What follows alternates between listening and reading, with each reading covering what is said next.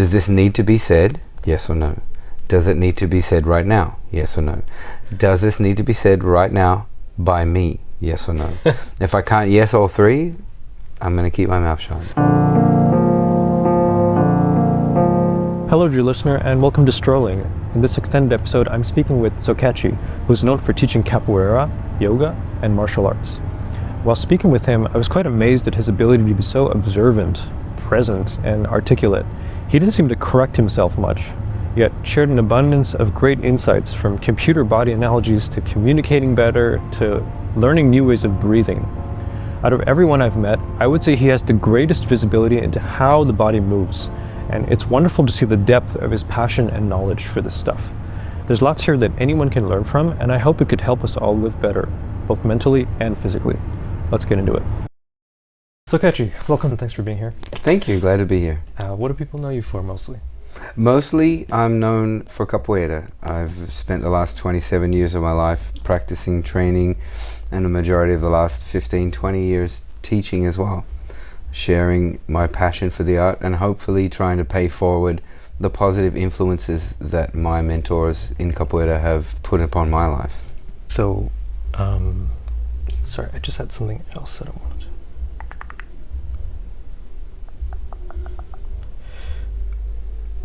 Wow, I just had a mental fart. Sorry, that's what I wanted to ask. Is there something other than capoeira that you're also involved with, like outside of that? What kind of... I also have become a yoga teacher in the last couple of years, getting right into the yoga mindset and the practice. It's actually super beneficial for me because the balance, like a yin and a yang, that it brings to the body and to the mind and even through my breath. So I'm really enjoying that. I was teaching anatomy for the yoga teacher training company that I teach yoga for now. And my wife is the head teacher for the teacher training at the yoga company, and so I was just teaching the anatomy to give her a day off. It was something I already had experience and passion. I've been a personal trainer since 2005. So I had those skills and kind of got into that. And then during COVID, I actually had the time to take the teacher's training course myself. And I'm really glad I did, because it's definitely been a fabulous way to bring balance to my body and to my mind and to my breath that enriches my capoeira experience. Okay. And like beyond body physical stuff, like other interests of yours that you have? I'm a pretty simple guy. That's kind of all I have time for. I have a family. I have 2 kids with my wife and another 2 kids from a previous situation. So my 25-year-old lives here in Canada. We brought him over a couple of years ago. And so if it's not family and it's not capoeira or yoga, I'm probably sleeping or working out. Nice. Beautiful. So we can see in what you said there a kind of line from like being exposed to capoeira, and then you became this like personal trainer, and then that brought you to yoga. Like, did you imagine yourself having this, how would you say, like physical kind of body focused life, or having that be such a center for you, like before you were exposed to this?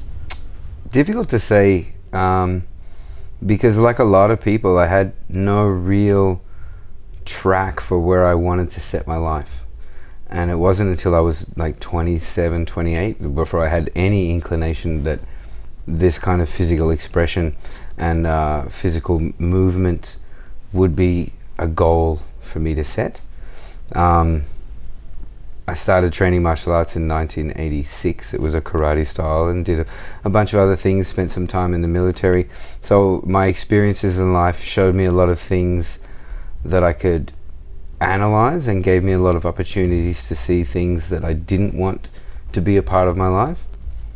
And eventually I kind of just found myself so passionately drawn to the capoeira and the other things that it was like a rabbit hole.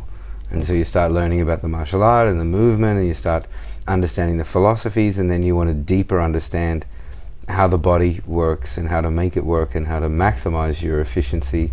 So that sort of drew me to the personal training, and then, you know, beyond that it took me towards the yoga.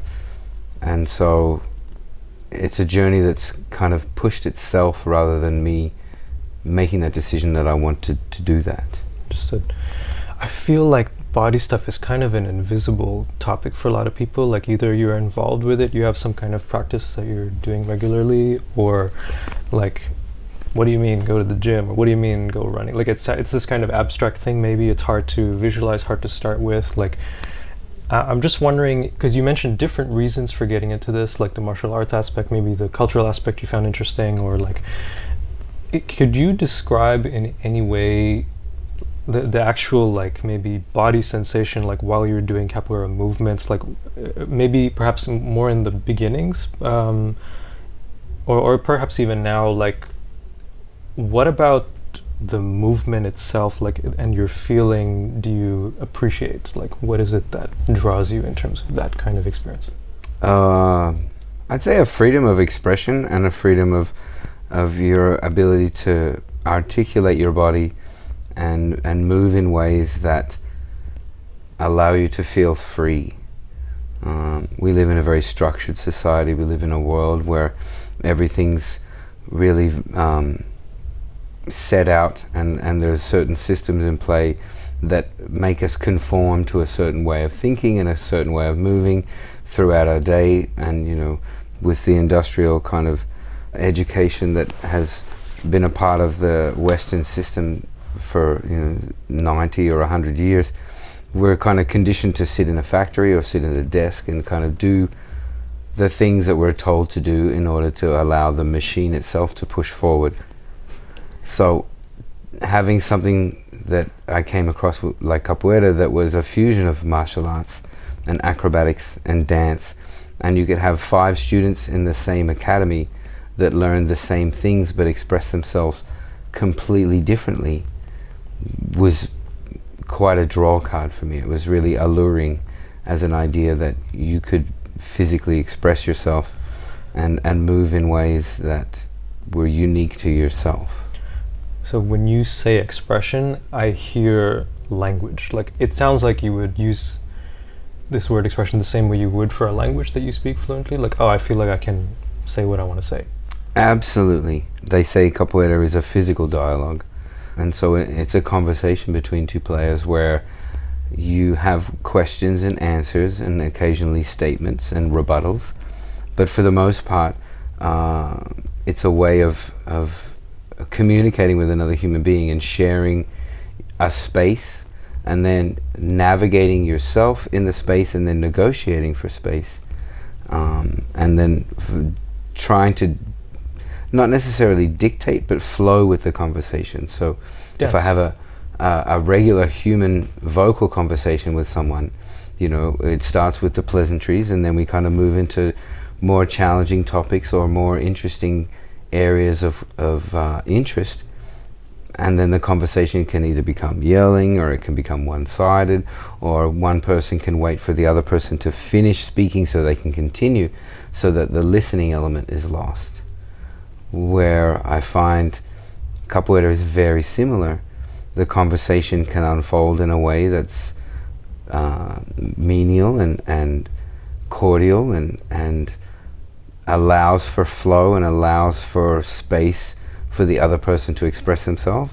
And then there are times where statements need to be made, and then there are times where you need to make a rebuttal to that statement. So whether it's someone physically trying to enter your space and put an end to your flow, and then you can find a way to respond to that perhaps is more martial or perhaps is more comical.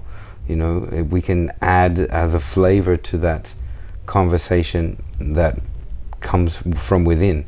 They say in a game like capoeira, where it's very difficult to have what they would call falsidade, where it would be very difficult to create a false persona, your instant reaction and your initial reaction is often seen by everybody in the room. And then sometimes people cover that up, and then they're like, ha ha ha, I was just joking. But you can really tell what that person's psyche and where that person's energy comes from their initial reaction to those moments, whether it's statement, whether it's rebuttal, whether it's flow and conversation, or whether it's asking interesting questions without a malicious intent. So it's quite broad in the sense, not only, I mean, you mentioned communication to another person, communicating with different kinds of tones, or let's say moods. And in my own relationship with movement, which for me came from capoeira, and now I think I'm trying to just broaden it to just do movement more generally, I just feel I'm trying to explore, like, what does my body want to do? How does it feel to do this? How does it feel to do this kind of movement? What feels good to me? Like, what's kind of my signature, something or that's kind of particular to me and that only I might be able to do? These kinds of things I'm trying to explore. I wouldn't say I would call it language for myself, because maybe I'm still starting and it feels very like I only know a couple words. But it's exciting for me that the way you describe it, and I've heard this before also from you, and it's something that I've tried to like look forward to, and if I ever do play capoeira games with people. But yeah, I still want to ask a kind of, again, with this thread of how the body might not be so understandable or visible to most people. Like, is there something that you think a lot of people could understand about it? Like, if you imagine speaking to maybe where a lot of people might be these days, of just spending a lot of time in front of a screen and feeling like it's difficult to get out of that, maybe even difficult to go for a walk, and like, what are maybe some simple things people can do to connect with their own body, or why might they want to do that? You know, and would you be able to explain it in a way that someone from that position could appreciate? Absolutely. So we do live in a very digital era, and that digital era requires a lot of being seated and a lot of positions in the body that make our body adjust to that position, because we're very adaptable creatures.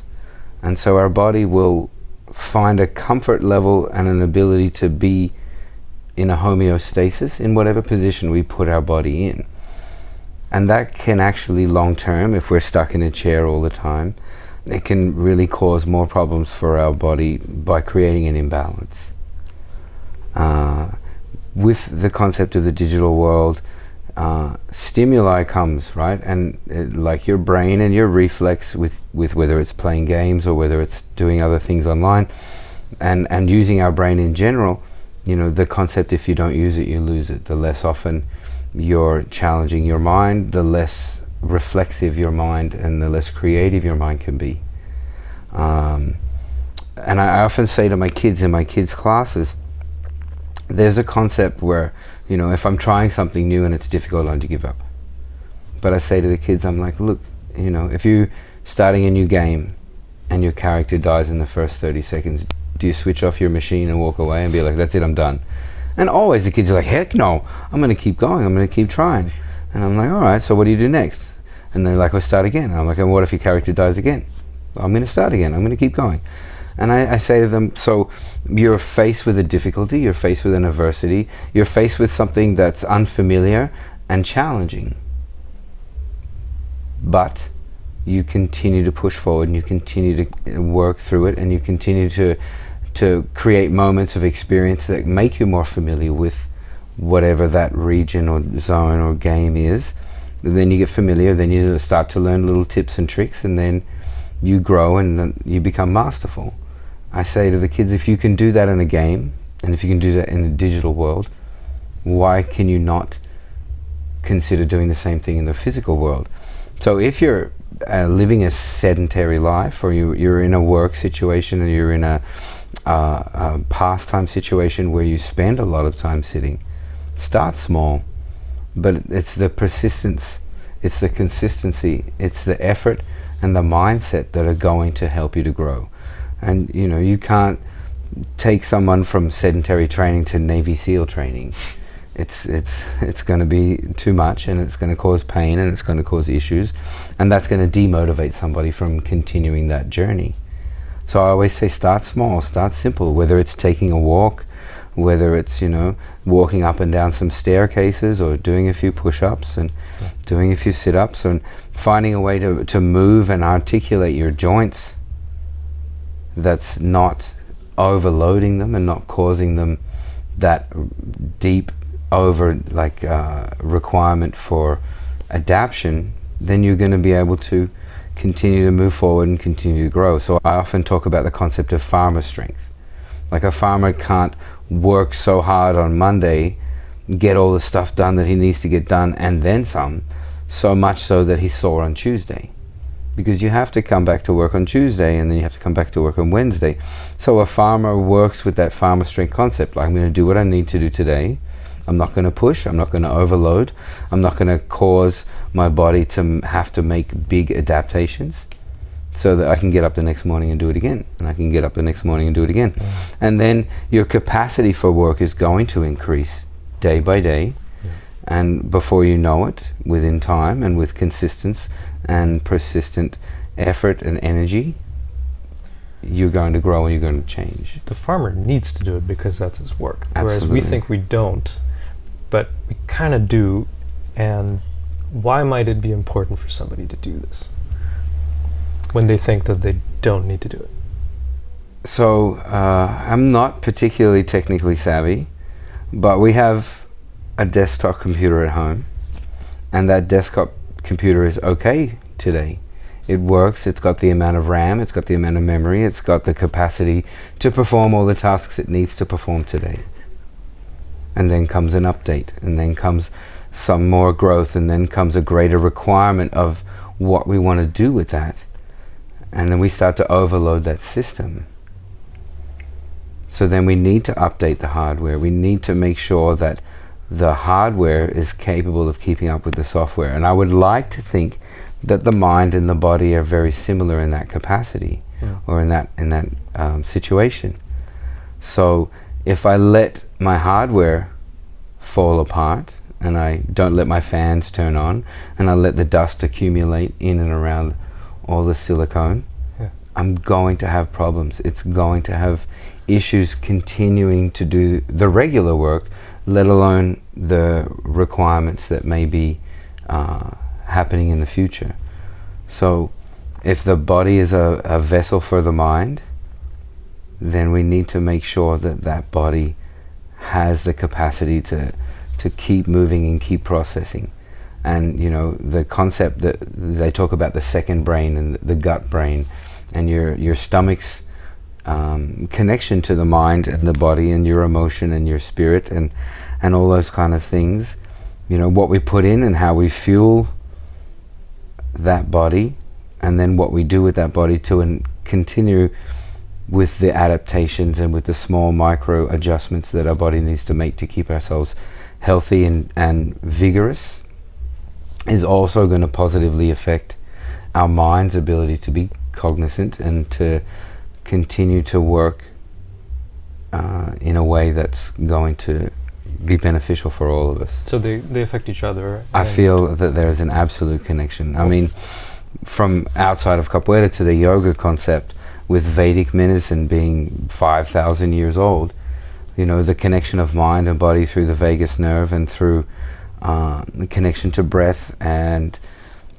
all these kind of elements, they're not new concepts, they're just concepts that have been pushed aside or have been forgotten or underappreciated.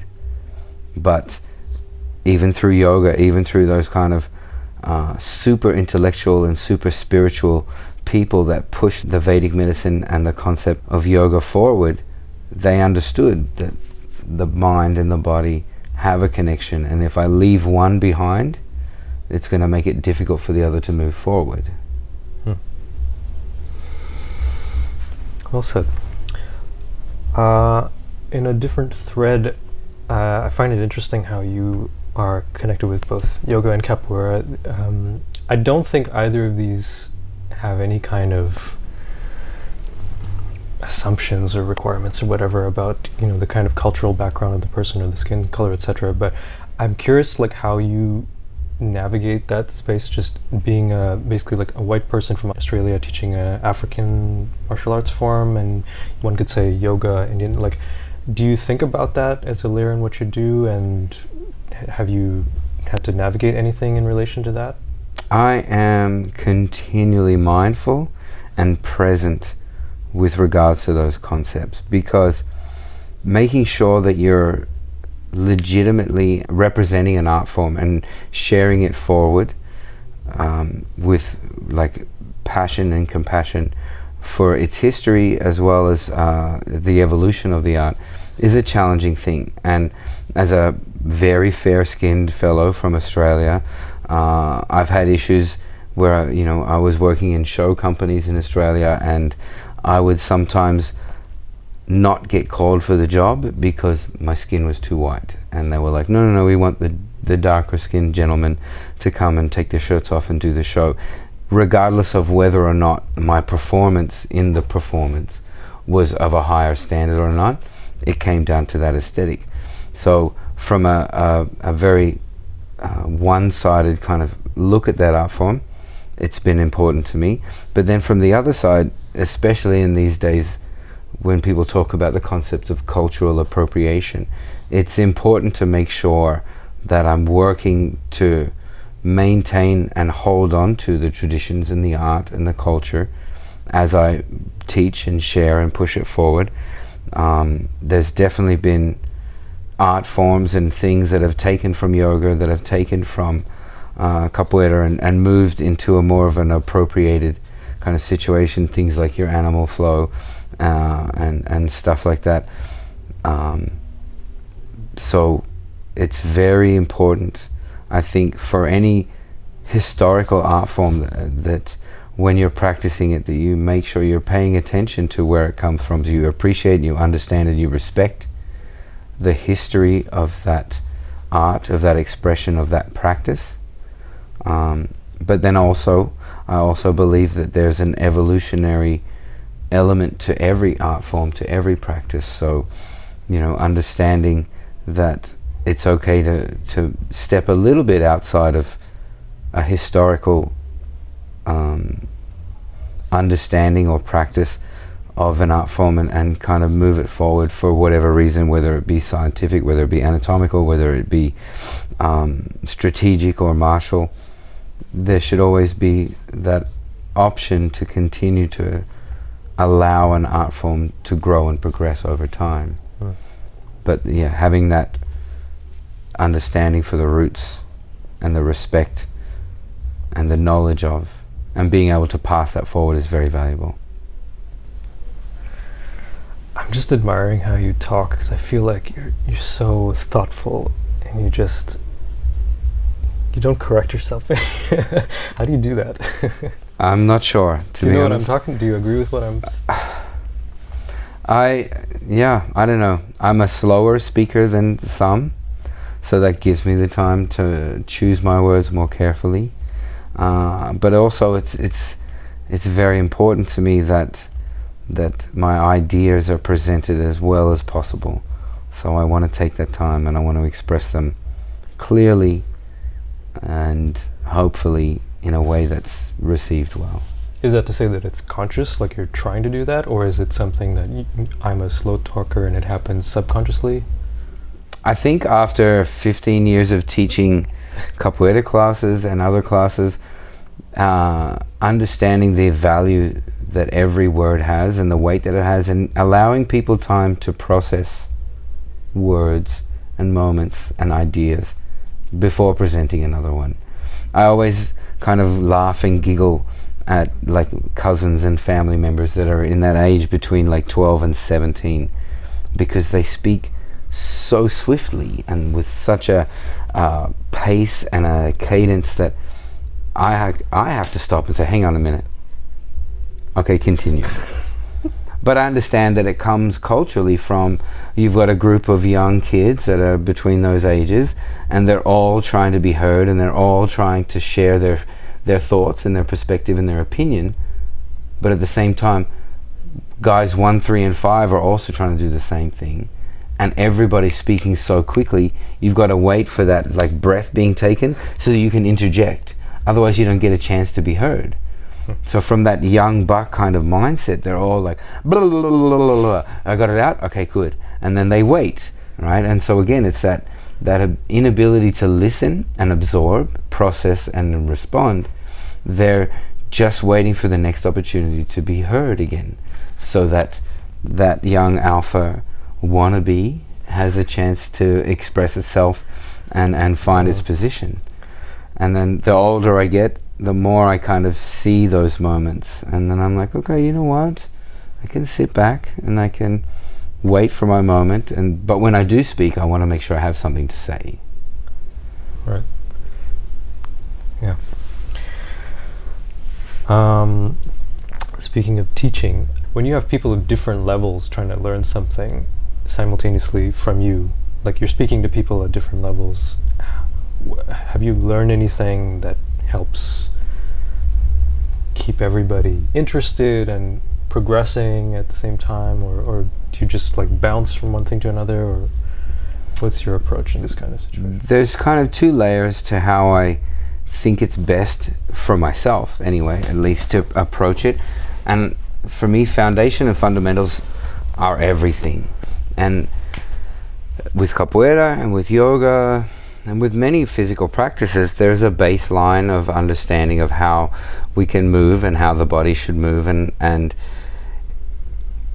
beyond that fundamental, there's opportunity to express. So a particular capoeira movement that's foundational and fundamental can move into a bunch of different directions. It could become more martial, it can become more acrobatic, it can become more dance-like.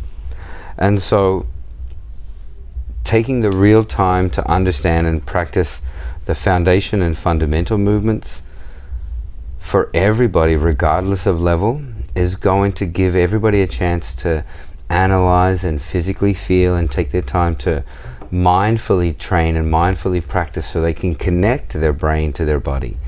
One of the things with teaching and training, I did a train the trainers course when I worked for Hilton Hotels many years ago. And it's been instrumental in a lot of what I do for capoeira, even though it was a skills training course that I took in a hotel about teaching people how to do various back of house skills. There was a set of rules, and they were like, rule 1 is establish the reason to learn. If you give somebody, demonstrate to somebody, here's an idea, here's a physical technique, here's a concept, here's a technical skill that's going to benefit you in these ways, then you get an interest and an investment from the learner and listener. They understand why it's important. This is why it's important, and I want to learn this so I can do that more efficiently and more effectively. So I establish the reason to learn first. Then it's a matter of teaching the technique and breaking it down step by step by step.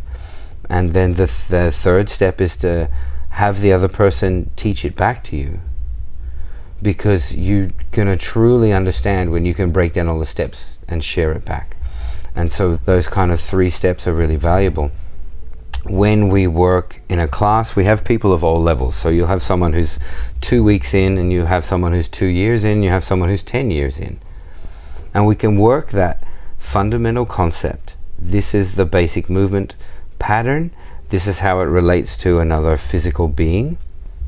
Let's practice this. And then you can add to it and be like, all right, well, now that we're here, let's take this same movement, because I have a philosophy. I say the movement is more important than the move, because there are only so many ways that the human body can move.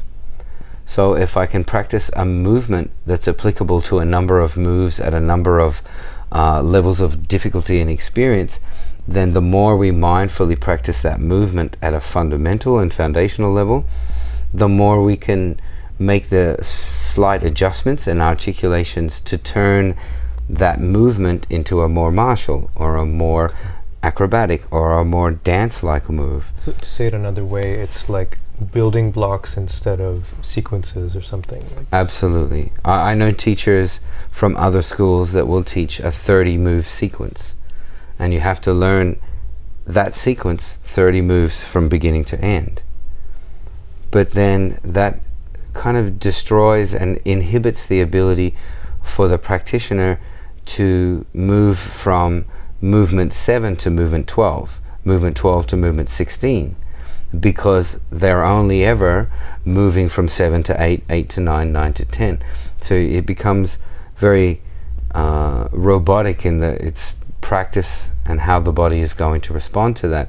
If we understand fundamental movements, if we understand each piece of the building blocks, right, each piece of the puzzle, then we can start to put those puzzle pieces together to create whatever tapestry we like. And that to me is very valuable.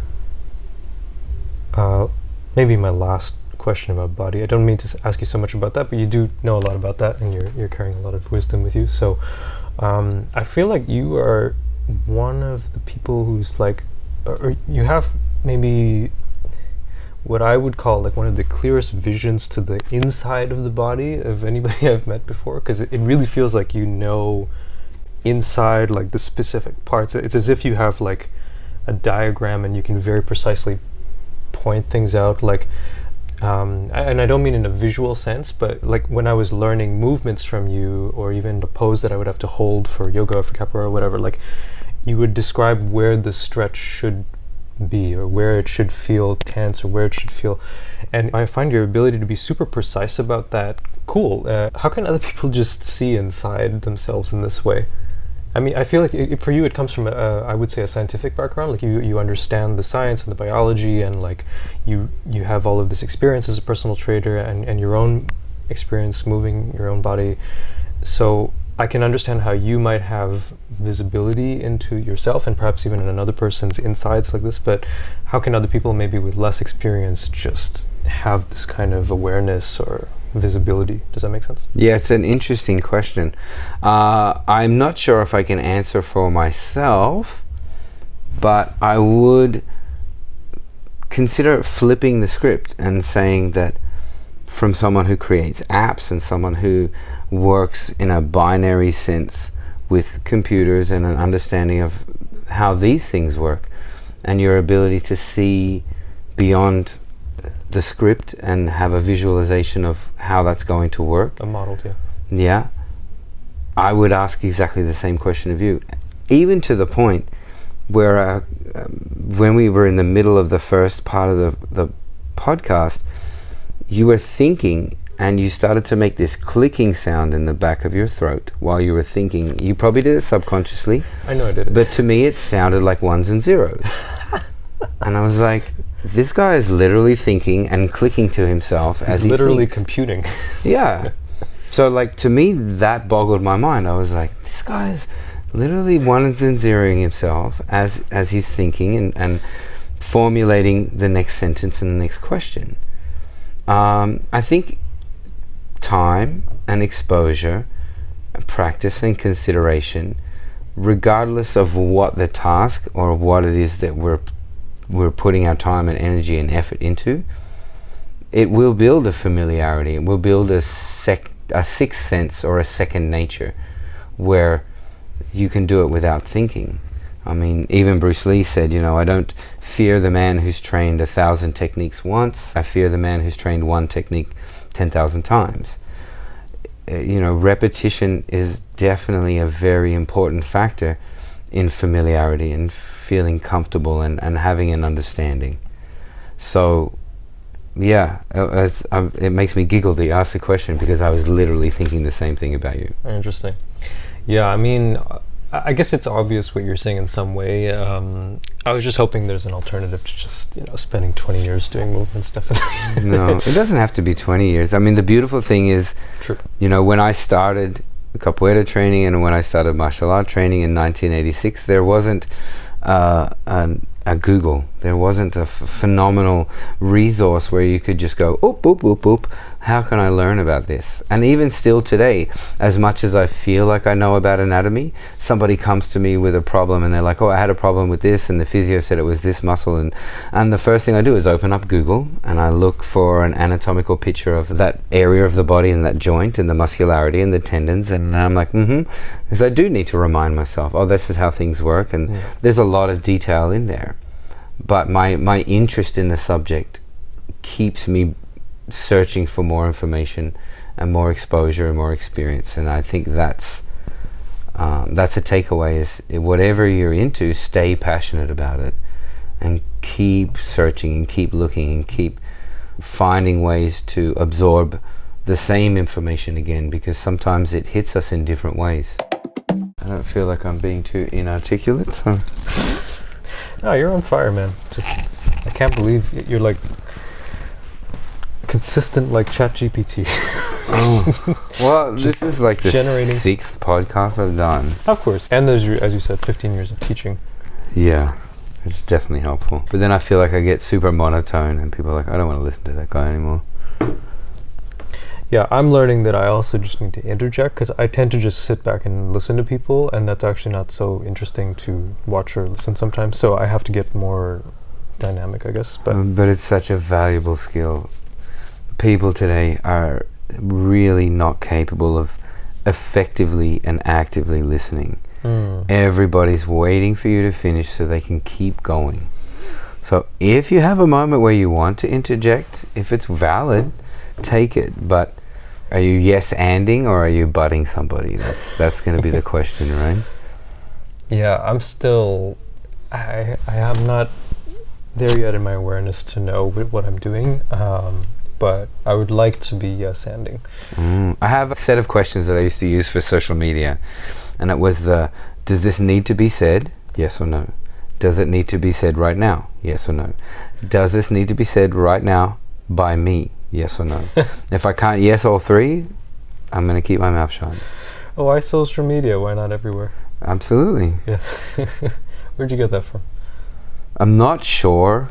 I feel like it was probably another podcast or some other kind of educational thing that I was listening to, but I love it. Does it need to be said? Yes or no? Does it need to be said by me? Does it need to be said by me right now? Because quite often there's a no in there where you're like, I could save it for later. Would you consider yourself a spiritual person? I don't spend a lot of time thinking about the divine or things to that level, but as a weed smoker in my 20s, I had many like ideas and thoughts about the atoms in a Coke can, possibly being the same as each planet circling every sun, and perhaps our entire universe is a Coke can for someone else's universe. Exactly. Right? Okay. and these ideas of black holes being multiverse portals. There's too many options and too many ideas presented that all could be. Right. So I try not to ascribe to any one particular mindset. I try not to fall too deeply into any particular system of thought or belief. Yep. I'm open to all of them, and like you say, magic. I love the idea that there is something bigger and greater than myself as a human being. And with capoeira, it's been created from African culture and African religions and African mindsets, and the ideas of orishas and a number of deities and a number of gods, and then Western Christianity being a singular god, and then you've got Indian philosophies, and then you've got other systems of belief all around the world that have a number of deities and a number of gods. I don't know if anyone's right, but the idea of magic is wonderful and special. And if we can embrace the moment, and if we can try to always be the bigger, better person in a situation, if we can always try to be or work to be a bigger, better, brighter, more wonderful version of ourselves, then it's only going to be better for ourselves and better for the world around us. There's another theory, the concept that anything that can't be explained by science is magic, but many of those magics end up being scientifically explained. And I joke a lot because of Ayurvedic kind of concepts and medicines and mindsets. I teach a double breathe in, single breath out. A lot of times in the yoga classes that I'm teaching while we're in Shavasana, and it's very calming, and it's very good for your nervous system, it's good for your anxiety, it's good for your mindset. A double breath in is kind of like, we normally do it from Shavasana where you're laying on your back and you take a big breath in and everybody's stretching from one end to the other, but there's always room for that extra little draw in of the breath, pushing out of the diaphragm, expanding of the stomach, and then the long, slow exhale. And I've been teaching that for a long time as a really good way to release your attention and separate yourself from your anxiety, stimulate the vagus nerve, and bring the body to a more calm state. And I was listening to a podcast with Andrew Huberman the other day, who's a neuroscientist, and he was talking about the scientific understanding and the scientific proving of the fact that double breath in, single breath out is the most efficient, or apparently the most efficient way to calm your nervous system, to bring yourself back to a baseline. And it made me giggle, because I was like, yeah, science, except it's been done for 5,000 years in another part of the world. So, Okay. but many things that come from Ayurvedic kind of concepts in medicine are currently being proven by medical science in the West, and they start to kind of own that concept, and you're like, okay, let's not forget where it came from. For various reasons, when I was younger, I decided I wanted to not get angry whenever anything might have made me angry. And so I heard somewhere randomly, as a kind of explanation of deep breathing technique, if you lie on your back and you put a big heavy dictionary on your stomach and the dictionary goes up, then you're taking a deep breath, and it's almost impossible to be angry in this kind of way of breathing. And I don't know if that's actually true or if it was true, but I just did that at the time when I was like 13 or 14 or 15, and I kind of, at some point I was just like, well, I should just try and do that all the time. I still don't actually know what that means if I do try to do that all the time, but it's interesting for you to say this, which is like sort of 2 breaths in, 1 breath out. I like the fact that it was a dictionary too, because you're angry and you want to express yourself and you want to get these words out, so you're breathing into this storage facility for words. Too much into the book. Perhaps, but I like that as a concept. Like I'm breathing into this dictionary. I'm letting all my words come through, or I'm letting the plethora of words that exist in there come back to me. Yeah. The diaphragmatic breath is really valuable and important. So when learning to breathe, and it's funny that people need to learn to breathe, because it's something we do from birth. And so you watch a baby breathe, and the chest expands a little bit and the stomach comes up, and then the stomach comes down and the chest contracts. So it's chest and stomach, stomach and chest. Most people in today's world breathe chest, chest, chest, which is a very short and shallow breath. And they think that your lung is like a muscle. Your lung is responsible for your breathing, but your lung is not. Your lung is an organ. The diaphragm is the muscle. The diaphragm is the muscle that sits underneath the lung, that kind of houses it and holds it up above your larger and small intestine. So when you're breathing in and you're learning to breathe into your belly, what you're learning to do is you're learning to extend the diaphragm, and like pulling the air in a... my kids did this experiment where they had to put a balloon inside a bottle, and then have some kind of suction tool where you suck the air out of the bottom of the bottle, and the balloon expands. Right? So you imagine you get like a 2-liter milk bottle. That's a very Australian thing. You get a bottle full of milk. What do you guys have, the big one? Coke right? bottle, 2-liter Coke bottle. A 2-liter Coke bottle, right? And then you tape a balloon to the rim of the Coke bottle, okay, and push the balloon on the inside. Okay. Then you do something to the bottom that allows you to create like a plunging system at the bottom of the Coke bottle. Cut off the bottom, put like a suction in the bottom. Yeah. So as you're drawing the suction thing to the bottom of the Coke bottle, it then draws the balloon full of air from the outside, because you're stretching the balloon. You're stretching the balloon. Yeah. So your diaphragm is like that suction thing that's opening up the balloon. So the more you learn to control your diaphragm and draw it down, the more you facilitate the lungs' ability to expand and draw in air. So the breath should be into the belly. So the idea of having the book on your belly and seeing it physically rise and physically lower itself as you hollow out at the end of your breath, there's a real truth to that, because at the end of your exhalation, when you draw your belly button into your spine, this is a point that they had missed to inform you, right? It was not necessarily about the rising of the dictionary.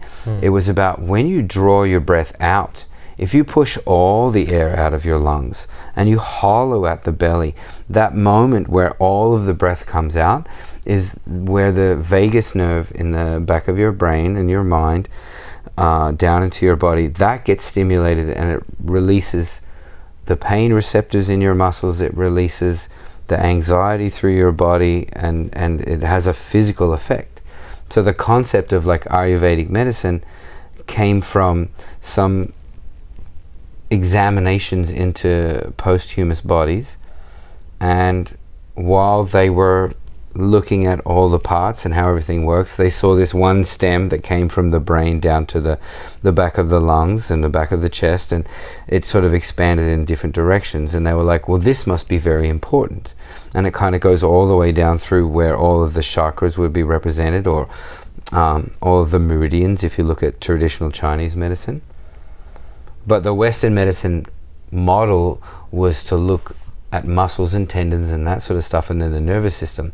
So the Western concept of medical exploration was to slice the body open and take this other long streamy thing that is effectively the vagus nerve, and they would just toss it away and then look at everything else. And the same kind of thing happened with the fascia and the connective tissue between the muscles, all the stuff that allows the muscles to glide together. Similarly, Western medicine would take all those extra bits out between the muscles and toss it away as something invaluable. And then they would look at the muscles and they would look at the nervous systems and be like, oh yeah, all of this stuff works in this way. But the last 10-15 years of medicine has kind of had Western doctors and Western scientists bringing back all the bits they've disregarded and starting to look more deeply at the fascia and at the system where your vagus nerve exists. And so Western medicine is now starting to catch up with its appreciation of things that have been day-to-day like concepts for Ayurvedic medicine since time. Okay, so I've been doing something good by breathing that way. Absolutely you have, yeah. Being able to breathe into your belly, being able to really extend the depth and breadth of your breath, and also being able to release that breath and let it all go and push it all out, especially when you think about anxiety and anger and those kind of issues. When you can let it all out through your breath, that stimulates the vagus nerve again and releases that anxiety. So letting it all go. And another thing I say in my yoga classes is that just because you're finished breathing out doesn't mean your body's finished with that breath, right? Because the lung is where it starts. You breathe in air, you take your breath in, your body starts to absorb that oxygen, but then it takes time for that oxygen to be put into the blood and that oxygen to be circulated around the system. So just because I'm finished with my exhalation doesn't mean my body's finished with that breath. So taking moments between your breaths, if you wanted to use breathing exercises as a way to deal with stress, as a way to deal with anxiety, the moments between breaths are often where the greatest stillness and the greatest silence can be found. So if you're going to do that with your dictionary, breathe into your belly, fill your belly up, allow that breath to really, take hold. Take a second. Let that in-breath be there. And then when you exhale all the way out, draw your belly button into your spine, hollow out your stomach. And again, I promise you, there'll be at least 8 to 10 to 12 seconds before your body needs another breath. And we're always very quick, right? You hyperventilate and we get stress and it becomes an issue where we start to very quickly breathe, but you'll be surprised how long your body can use that one breath for. I did it as an exercise in class this week in a midsection savasana between the more challenging standing poses and the more calming seated poses. And I said to people, I was like, finish your exhalation after the 2 in-breath, finish your exhalation and wait and kind of count and see how long you can go before your body needs another breath in. And I was talking while I was doing it, and I still made like 15-16 seconds at the end of my exhalation, not from the beginning, but at the end of my exhalation, before I felt like, oh, okay, I should start to take another breath in. Yeah, I always found that wild when I was in your sessions and you would like talk while you're breathing or giving instructions on how to breathe, and you would also be doing what you're saying, but you're also saying something at the same time. Like, I don't know how you coordinate that. So yeah, sometimes I find it difficult, and sometimes I feel like I'm wasting your time by taking my breath. So I'll be like, right? So I'll be saying like, you know, you should breathe in, and now we need to do this, and draw your belly button in, hold it, and release. But between the description of what to do and the hold it, release moment, then I have to take my own breath in. So I feel like I'm like, oh, I shouldn't be breathing here. I should just let people go through the next thing. But I want to have the experience with the breath myself. So I'm kind of torn, and nobody's ever been like, you know what, you breathe too much. So it shouldn't be an issue for me. But it's interesting how valuable I find the breath is. And before I started practicing yoga, I was like, yeah, breathing's important. And I was teaching for the yoga school before I was really practicing. And my first experience with yoga was like 20 years ago. And it was all physical. It was all just anatomical. It was like, this is a way to make my body more flexible and more strong and make my joints more strong and blah, blah, blah, blah. It was a good yin to the yang of the dynamic of capoeira. But when I started to really appreciate or to learn the 200 hours yoga course, the breath became so much more clear and obvious, and how valuable it is. It was profound, and I'm still exploring it with your things like your breath of fire and your other kind of things. But and I bought a book by James Nestor called Breathe that I've had for like 18 months and still haven't opened it up yet. But he's a guy who's taken a scientific approach to appreciating and understanding the concepts of yogic breathing, and he's explored and interviewed and examined a bunch of yogis from around South Asia, and he's profoundly been impacted by the way that breath is so powerful for them and the things that they can do with their breath, that he's like found a yin-yang, like science versus magic kind of way to expose the general public to the concept of breath. Well, it's clearly a profound topic for you, and it's cool to see how much you've gotten into it. And perhaps this would have been a better way to ask my question about spirituality versus magic, as you just mentioned. Like,